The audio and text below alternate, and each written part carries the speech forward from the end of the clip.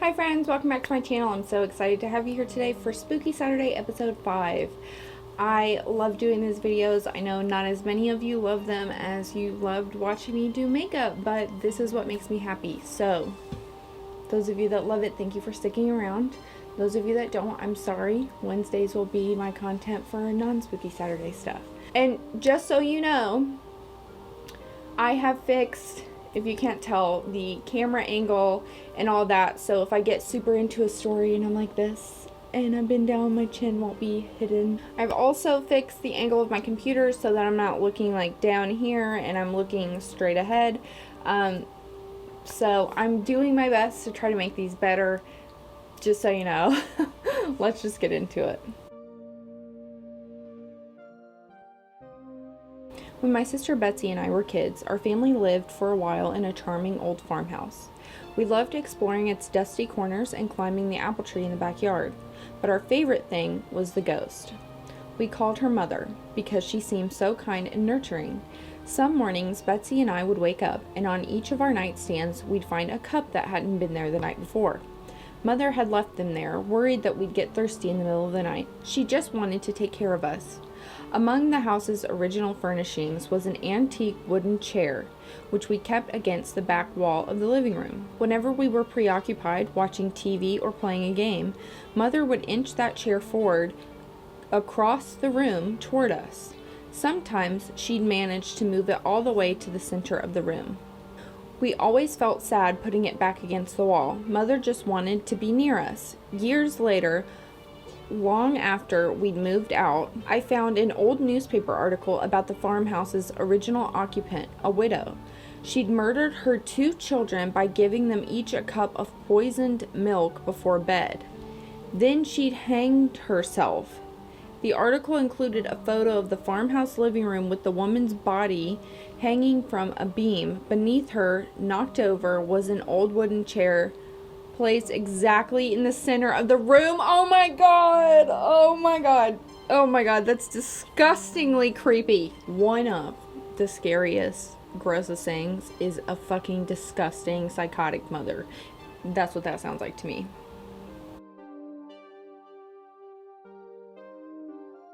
On Monday, I came up with the perfect plan.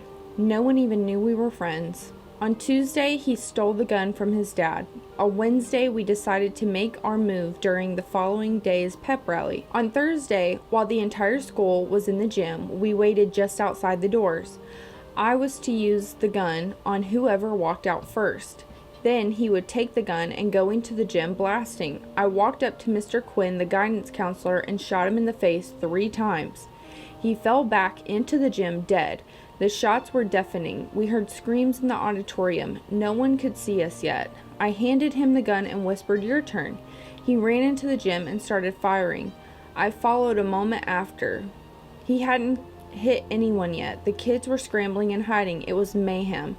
I ran up behind him and tackled him. We struggled. I wrenched the gun out of his hand and turned it on him and killed him. I closed his mouth forever. On Friday, I was anointed a hero. It was indeed the perfect plan. What the fucking hell is that? Psychotic. Psychotic. Are you kidding me? Psychotic. Psychotic. That's all I have to say about that. That's disgusting. If God exists, why is there so much evil in the world? It's a common question, but it's misplaced. All things must have balance, light and dark, good and evil, sound and silence. Without one, the other cannot exist. So if that's true, then God does nothing to fight evil? That might be your follow-up question. Of course, he fights evil relentlessly. I am D'Artagnan, one of his most holy and righteous angels. I roam the earth disposing of evil wherever I find it. I kill the monsters you don't ever want to know about. I crush them completely so you can sleep at night. You humans have no idea how many of you live because of the work I do. But what about Stalin, Hitler, Ted Bundy, Jack the Ripper? Well, those are minor ones I have had to let live for balance. The ones I destroy are too terrible and vile to survive. What's funny is, while I would wager you never have heard the name D'Artagnan in any religious text, I bet you have heard of me. Americans, for example, have their own name for me. Sudden infant death syndrome.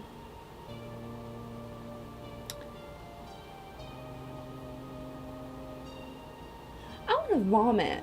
These are intense. Okay, these are the stories that I've needed to be reading. This is what I'm looking for. Like, these kind of like plot twisty bullshit. Sudden infant. Are you kidding me? First of all, obviously there's not like true stories. These are like made up, but what? There was no pearly gate. The only reason I knew I was in a cave was because I had just passed the entrance. The rock wall rose behind me with no ceiling in sight. I knew this was it. This was what religion talked about, what man feared. I had just entered the gate to hell. I felt the presence of the cave as if it was a living, breathing creature. The stench of rotten flesh overwhelmed me. Then there was a voice. It came from inside and all around. Welcome. Who are you? I asked, trying to keep my composure. You know, the thing answered. I did know. You are the devil, I stuttered, quickly losing my composure. Why me? I've lived as good as I could. The silence took over the space as my words died out. It seemed like an hour went by before the response came. What did you expect? The voice was penetrating but patient. I don't know. I never believed in any of this. Is this why I'm here? Silence. I continued. They say the greatest trick you ever pull was convincing the world you don't exist. No, the greatest trick I ever pulled was convincing the world that there is an alternative. There is no God? I shivered. The cave trembled with the words, I am God. Okay. Well, that'd be scary if that was true, but of course it's not, so I'm gonna move on.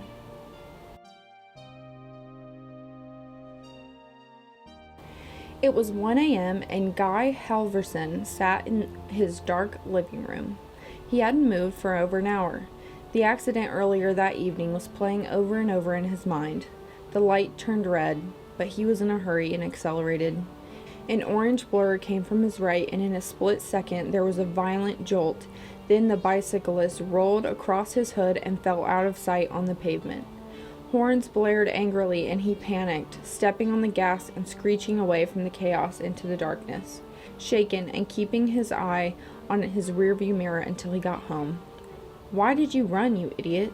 He'd never committed a crime before this, and punished himself by imagining years in jail, career gone, his family gone, his future gone. Why not just go to the police right now? You can't afford a lawyer. Then someone tapped on the front door, and his words suddenly crumbled away beneath him. They found me. There's nothing he could do but answer it. Running would only make matters worse. His body trembling, he got up, went to the door and opened it. A police officer stood under the porch light. Mr. Halverson? Asked the grim officer. He let out a defeated sigh. Yes, let me... The officer interrupted. I'm terribly sorry, but I'm afraid I have some bad news. Your son's bike was struck by a hit-and-run driver this evening. He died at the scene. I'm very sorry for your loss. These stories remind me of the scary stories to tell in the dark. Like, those are so epically good. Oh my gosh. Alright, I don't like these little water bottle popping noises while I'm reading these, damn it.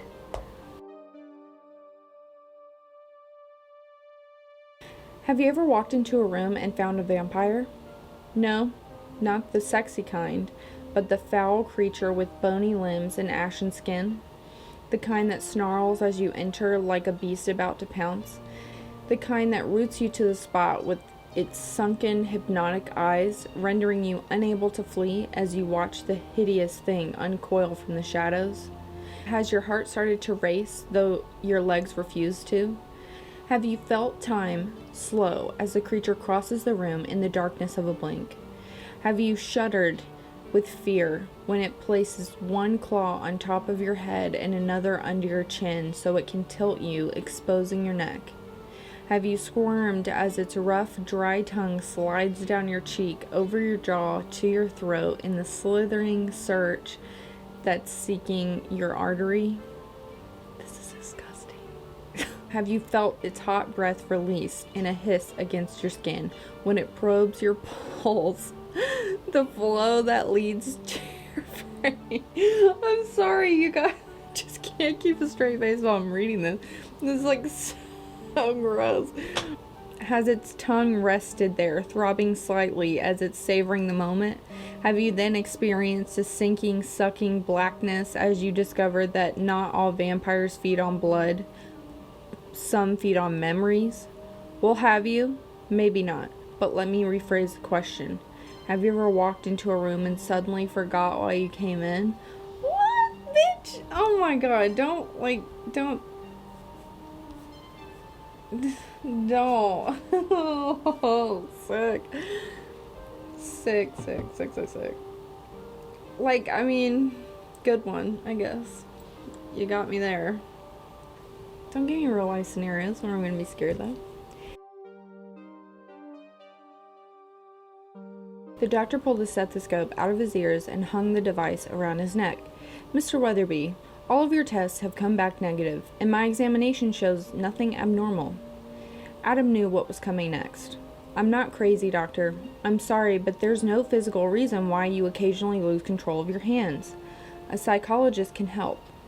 I don't need therapy. I need answers. They seem to have a life of their own. I can't hold a job. I'm under investigation for assault. I almost killed my neighbor. This can't go on. I'll try anything at this point. After 2 weeks on a new medication, Adam saw no progress and grew increasingly depressed. He was convinced that despite what the doctor said, it was not a psychological problem. That night, a frustrated and angry Adam sat in his car and drank bourbon. Drunk and hopeless, he stumbled to the garage and saw the table saw, then slowly lowered his wrist toward the screaming blade. Detective Armstrong entered the garage where several uniformed officers stood over the blood-soaked body. So what do we got? He asked, taking in the blood-spattered scene. This is a weird one, Detective. How so? Take a look at the body. He apparently chopped off his hands with the table saw and bled to death. Armstrong knelt down, and we can't find his hands anywhere. Oh, wow, that was a good one. We can't find his hands anywhere. They just gone. This one's gonna scare me. I know it is. I know it is. Because of the title. Here we go. I don't know why I looked up, but when I did, I saw him there. He stood against my window. His forehead rested against the glass, and his eyes were still and light, and he smiled a lipstick-red, cartoonish grin. And he just stood there in the window. My wife was upstairs sleeping, my son was in his crib, and I couldn't move. I froze and watched him looking past me through the glass. Oh, please no. His smile never moved, but he put a hand up and slid it down the glass, watching me. With matted hair and yellow skin and face through the window. I couldn't do anything. I just stayed there frozen, feet in the bushes. I was pruning, looking into my home. What? He stood against my window. Am I an idiot? What the fuck? With matted hair and yellow skin and face through the window, I couldn't do anything. I just stood there frozen, feet in the bushes. I was pruning, looking into my home. He stood against my window.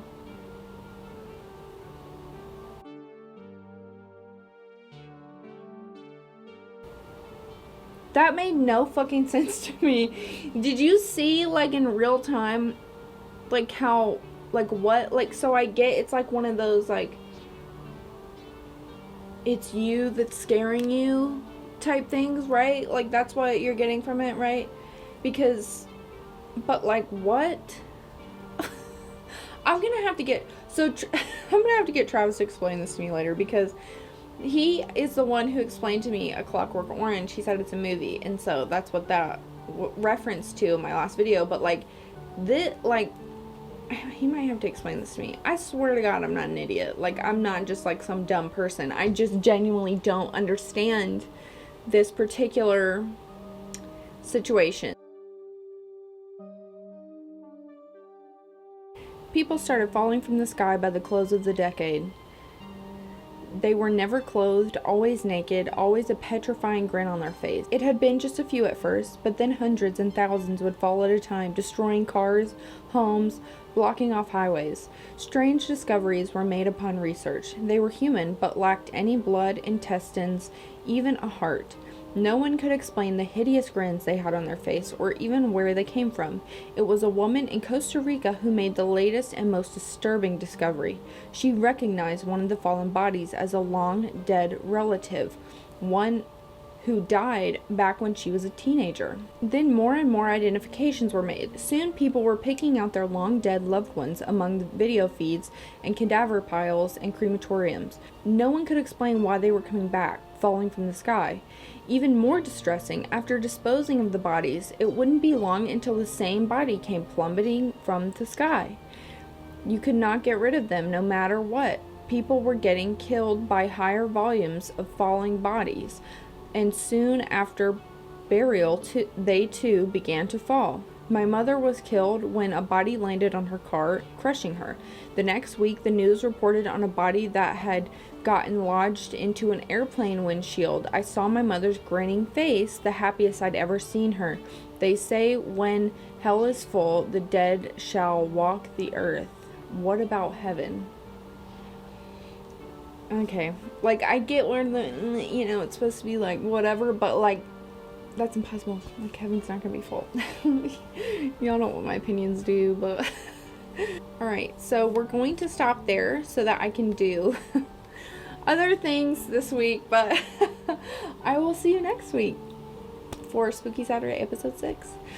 Don't forget to like and subscribe. Every subscription counts, as this is still a very small channel. We are almost at 60 subscriptions as of the recording of this video, so make sure to like and subscribe, share this with your friends, and don't forget to wear your mask, and don't forget